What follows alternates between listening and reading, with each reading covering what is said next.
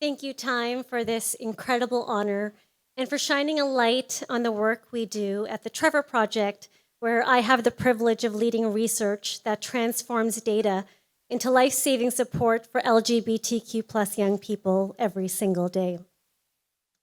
Colleagues and fellow honorees, your breakthroughs are redefining what is possible in health and humanity, and it is a privilege to stand alongside you this evening.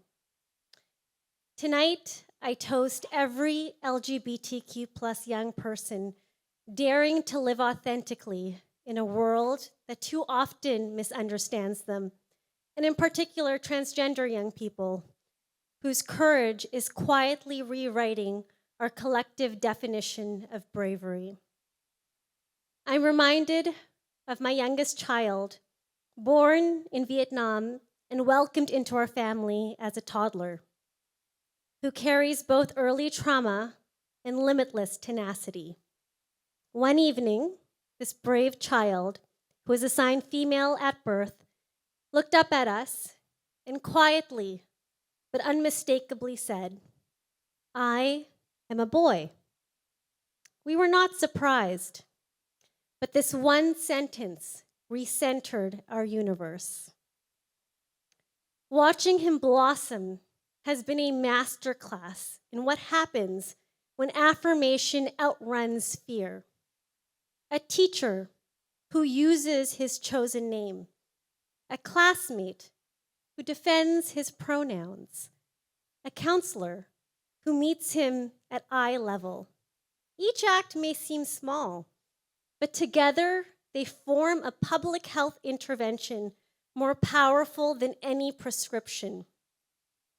Our research at the Trevor Project shows that when even one adult, whether a parent, a teacher, a doctor, affirms the identity of a transgender young person, their odds of attempting suicide drop by roughly 45%. In our house, that statistic has a face, a mischievous smile, and an ever-expanding Lego collection. But beyond our front door, the other statistics break our hearts. According to our research at the Trevor Project, nearly 40% of LGBTQ plus youth seriously consider attempting suicide in the past year, including nearly half of transgender and non-binary young people. LGBTQ plus youth attempt suicide nearly 4 times more often than their peers. And policy debates too often treat their lives as political pawns. We cannot allow their futures to become collateral damage in someone else's politics. So what gives me hope is the unstoppable coalition forming in real time. Parents who step up long before they fully understand.